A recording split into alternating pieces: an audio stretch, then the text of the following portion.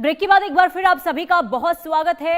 Bulletin की शुरुआत करेंगे, बात पाकिस्तान की करेंगे। पाकिस्तान जिसने आजादी का जश्न तो मनाया, लेकिन वहां से हिंदुओं को लेकर जो बयान दिया गया उसने कई सवाल खड़े कर दिए हैं और पाकिस्तान में हिंदुओं की क्या स्थिति है इसे भी उजागर कर दिया है।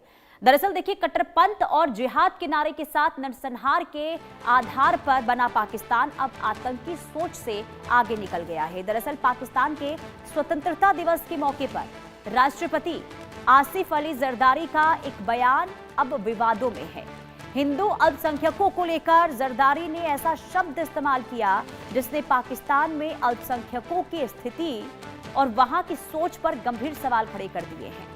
जरदारी ने यह कहा है कि पाकिस्तान और वहां के मुसलमान 3 से 4% हिंदू आबादी को बर्दाश्त कर रहे हैं। राष्ट्रपति के इस बयान में सबसे ज्यादा चर्चा बर्दाश्त शब्द की हो रही है, क्योंकि एक लोकतांत्रिक देश में किसी धार्मिक समुदाय के नागरिकों को बराबरी का अधिकार मिलना चाहिए, ना कि उन्हें रहने या फिर उन्हें सहने या फिर बर्दाश्त करने की भाषा परिभाषित किया जाना चाहिए।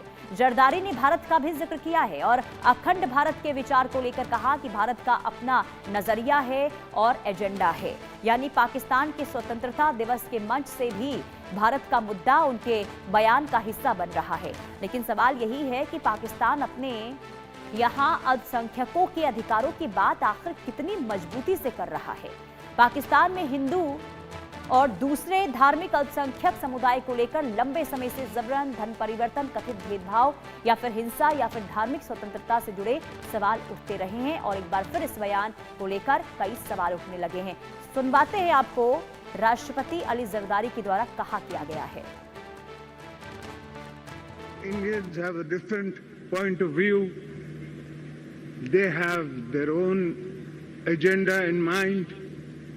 They believe in Akhand Bharat. But there is a lot in between which they have forgotten. We are Muslims.